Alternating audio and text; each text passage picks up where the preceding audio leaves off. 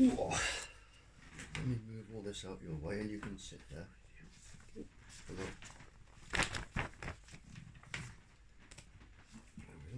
Thank you for your time today, Barry. It's my pleasure. I was just wondering if you could give us a quick introduction on your background and your history of what you've done. Absolutely. I started training for microwaves. I was just looking at it. I started training for microwaves in 1959. I studied for my Royal Navy exam, where I went in 1960. I trained in all aspects of microwave warfare and radar. Following the Royal Navy, because I had top security clearance and we're in the middle of the Cold War, which was a really, really tense period of time. People don't understand that when you went to work in the Cold War, when you said goodbye, darling, I may or may not see you at the end of the day. And that was a daily procedure. You didn't know if you were going to all be alive at the end of the day. But in the Cold War, Sir William Melvin had a scheme whereby that people who had been arrested and sent to jail, a lot of the useful information was kept with them, and he wanted to get this information out, and various people were trained. I trained under a psychiatrist for 18 months to learn how to talk to people and get questions, just to get general answers to questions. And a part of my brief, it wasn't a big part, but a part of my brief, we had between 5 and 7 spies that had been captured in the Cold War. And a part of my brief was to get information specifically on microwave frequencies, pulse frequencies, which I made a list. And I can give you a copy of it. I made a list of the pulse frequencies that are used were used between the Soviets and the United States to cause severe neurological or physiological damage to the point of death. And those frequencies are still used today. My first degree, I specialised in nuclear and atomic physics, and my dissertation I wrote on the absorption of the far end of one of the microwave bands.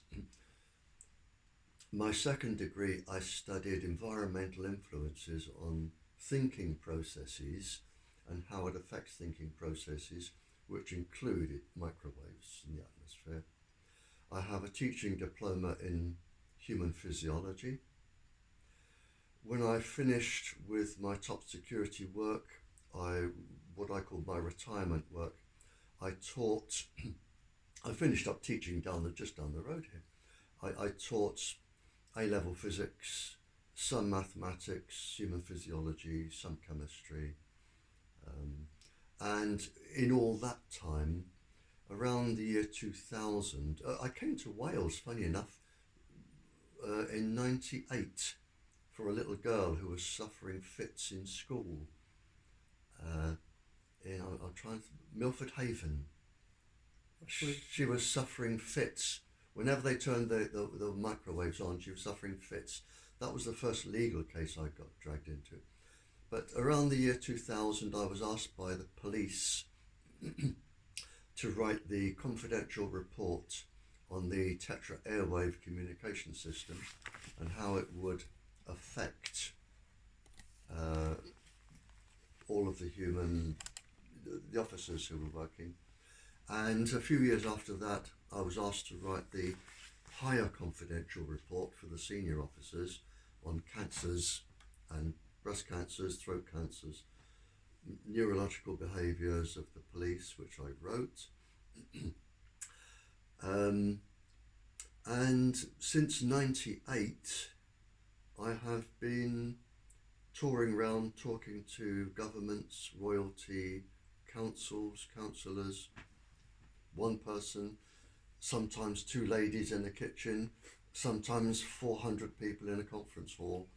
Uh, I just travel around now giving out the knowledge which I have. And you do all this free of charge, Barry? I do not charge, and I do not accept gifts. I do. And one thing to go back to, if you don't mind, Barry, Okay. is you mentioned pulse frequencies. So that would be pulse modulated frequencies that basically all wireless communications now use to transfer data. They always have. Yep. When I'm giving you a list of the pulse frequencies there. When I made the list from spies, I listed probably 30 pulse frequencies that would cause 40 to 50 severe neurological or physiological damages, including death from neurological disorders and physical disorders. The most recent list I have seen by a scientist, Pennyfiel, Penaffiel, Penaffiel, 97, Penaffiel, yeah. He has produced a list of now up to 600 modulations or pulses, but it's not will you get number 20 and number 300 in this or 400 in this. It can be 600 factorial mathematically. In other words, you can get the symptoms from number 1 multiplied by the symptoms of number 300 multiplied by whatever. Professor Mio of King Saud University has published a paper showing that the pulses and modulations, they will penetrate right into the brain, especially children, because they have soft skulls, and they will certainly affect the neurological behaviour of children. It is known and published that in the hippocampus in the brain, the CA1, CA3 cells, which are responsible for spatial awareness, memory, just ordinary, straightforward, what you're doing, sensible behaviour, they are affected in children. There are separate studies in children that show that Wi-Fi in specifically and other microwaves, they will affect the memory, the long-term memory, short-term memory, and the educational prospects of children. And the brain cannot develop if you have around 24 pulses a second and around 42 pulses a second. They are specifically used by the brain for development. And if you've got those pulses in, you will not develop properly anyway. But you have all the circadian and cyclotronic resonant frequencies in the body, specifically from the hippocampus. Women have different resonant frequencies than men, so what will affect one will not necessarily affect the other. But it was by 1967 it was published it was called Operation Pandora by the CIA. Which lasted for around 7 years. It was published that all moods and emotions could now be affected deliberately by microwaves to the point of suicide and total neurological breakdown, and all cells could be affected because each cell has a vibrational frequency, and each organ can be affected. Your eyes have a frequency, your heart has a frequency, all organs have a frequency, and you can disrupt any organ, any cell, any mood, any emotion, any neurological behavior, any brain wave. They can all now be pre-programmed and sent into a whole population or a single person or a whole country. They're very dangerous things. And this is a brilliant question, sir. This is the problem I have. You have these, what I call the very clever boys coming out of university with all their electronic wizardry, and they're making all these apps, but they haven't got a clue what pulse frequencies they're using. And they have no idea of Not the a health clue. implications, because No, all their knowledge on health is based on the government guidelines that refer to the thermal heating protocol that the ICNIRP use.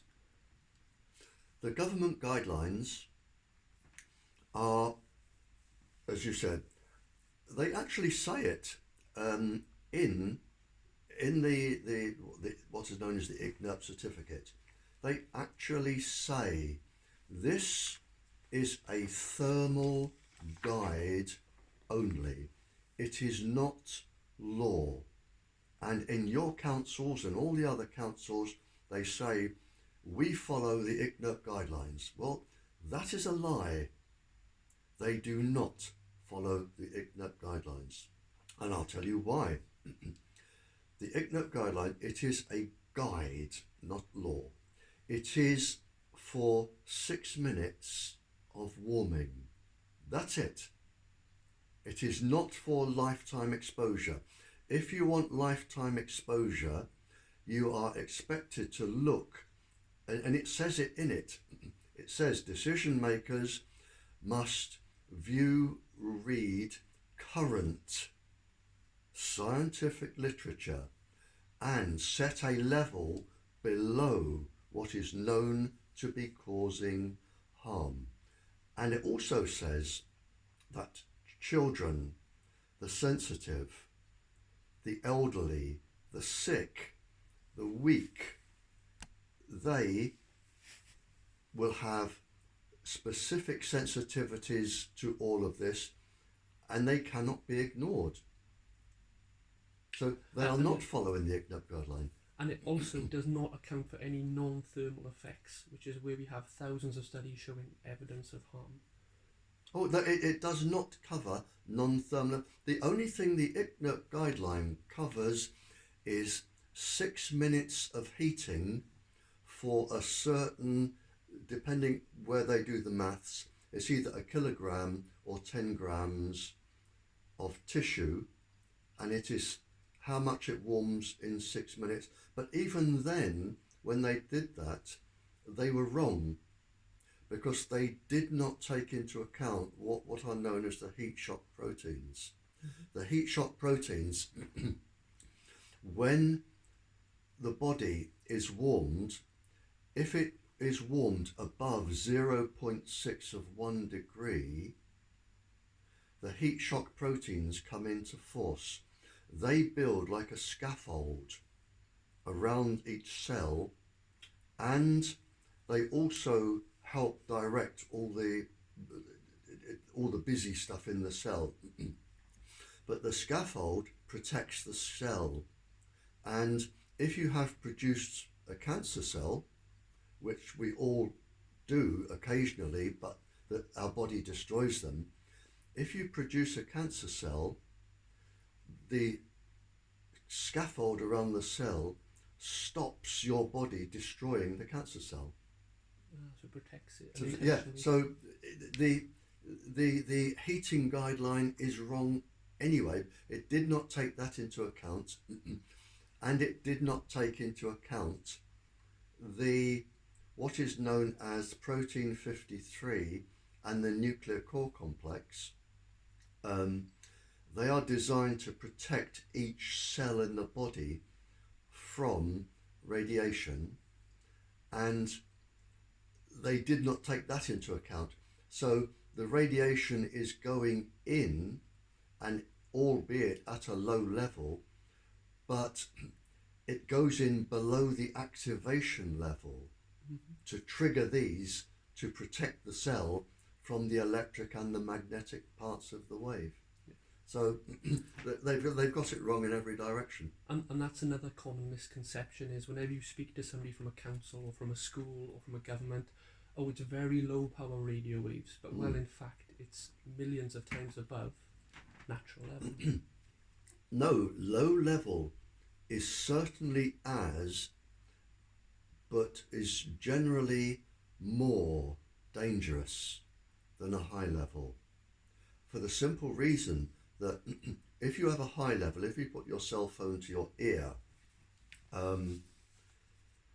the heat shock proteins, protein 53, the nuclear core complex, other systems in the body, they realize the body is being threatened, they realize the body is in danger, and they go to work to protect the cell against electric and magnetic radiation and heat.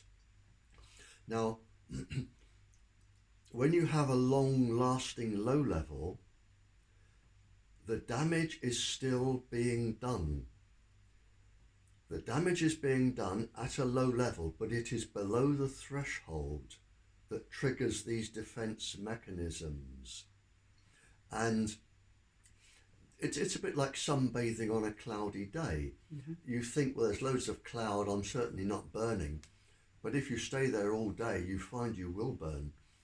It's that sort of thing. So the damage builds up.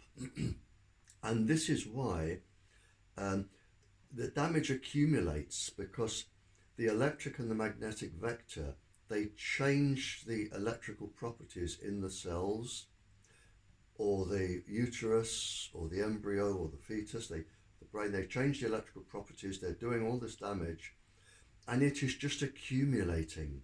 And without knowing it, if you are within certainly 500 meters of an ordinary transmitter, the homeostasis part of your body is battling away like mad to try and defend your body against this continuous radiation that is coming in, that is building up.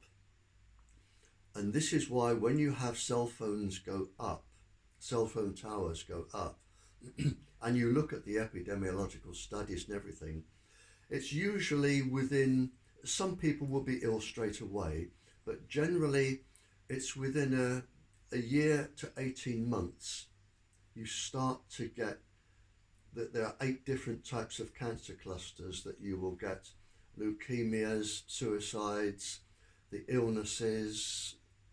They will all start developing around 18 months later.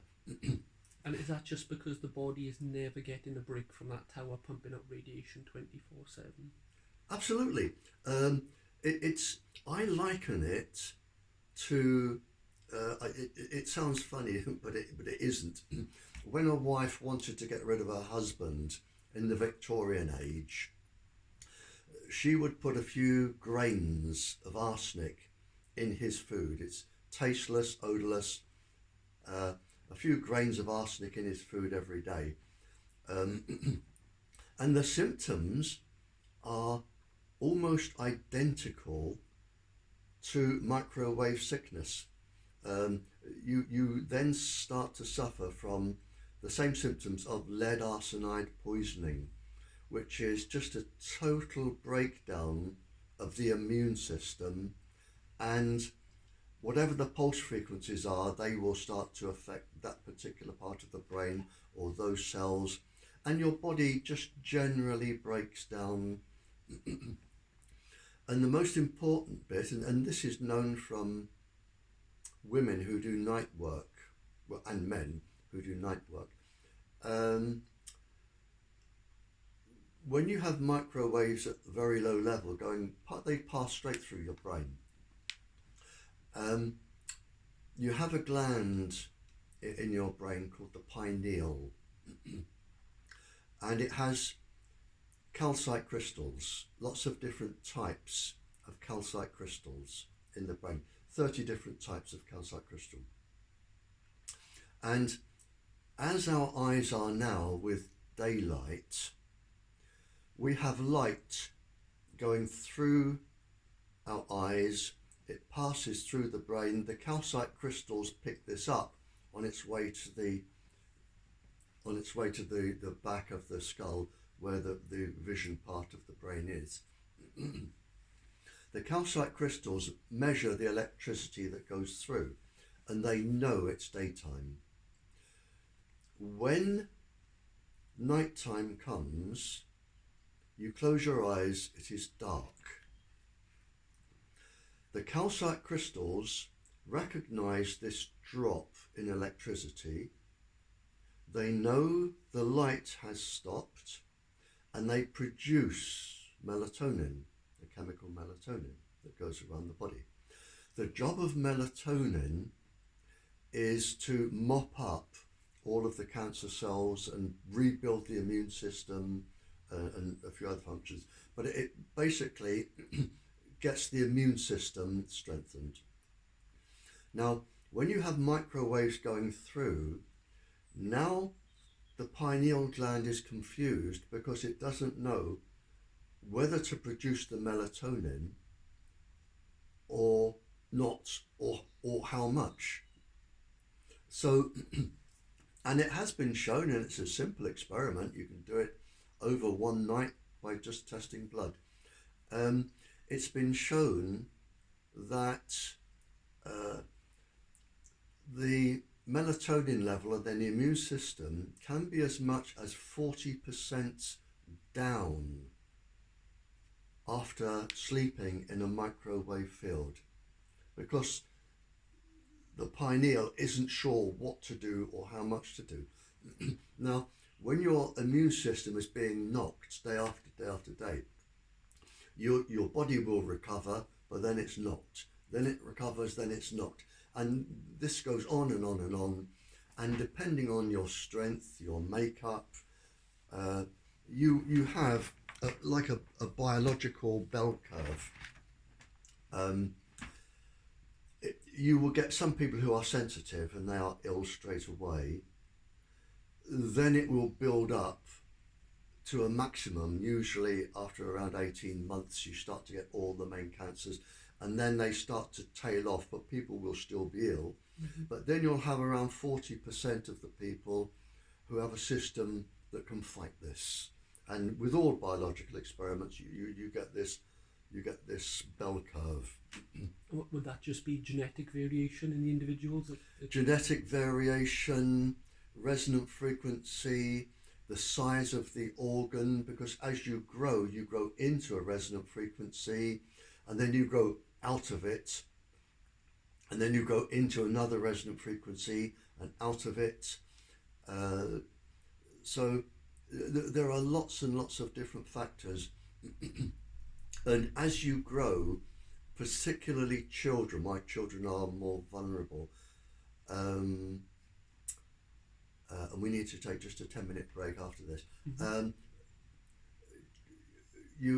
With children, and this is why you can never ever give a safe level of microwave irradiation in a school. And I have a paper I'd like to show you here. Mm-hmm. A paediatrician and a neurologist went into a school, an ordinary school with Wi-Fi, and they found 31 children suffering harmful effects of Wi-Fi in the school. 31 documented that, and that's just one school. Now you multiply that across the country, we have had Wi-Fi deaths in schools. There's no argument there. And the problem with children is that there are lots of problems with children, and I'll read them out when I come to the paper, actually, that'll make it a lot easier. But you have what's known as the square cube rule. if you double the height, the volume increases by the cube. In other words, if you double the height, the volume increases by 8. So you will go into a resonant frequency at some stage by height or by volume. But with children, their mitochondrial DNA, because they don't have immune systems like we have, their mitochondrial DNA suffers 10 times more than an adult's. Their moisture in their bodies is damaged or carries the current and damages other parts of the body, again around 10 times more. This has been published. So whether these form 20% or an extra 10%, but I had a paper published where children in school, they can suffer between 47 and 67% more than an adult in terms of harm. It is frightening what can happen to the children, and it's not just the children. It will affect their reproductive properties when they have children. It will affect their neurological status when they are adults. It will affect their immune system because the thymus gland is being affected, which builds the immune system. It will affect their the rest of the immune system because the microwaves penetrate the bone, which produces the T and B white, or the blood cells, which also have to do with immunity and the autoimmune system, and so you're affecting just about every part of a child's body that they are going to need as an adult to cope with everything they need to cope with. And this has been done in a very brilliant paper by UNICEF. Published a really brilliant paper on this, and I'll read out the results. But I just need to go to the loo, get a drink, and just check that the lid is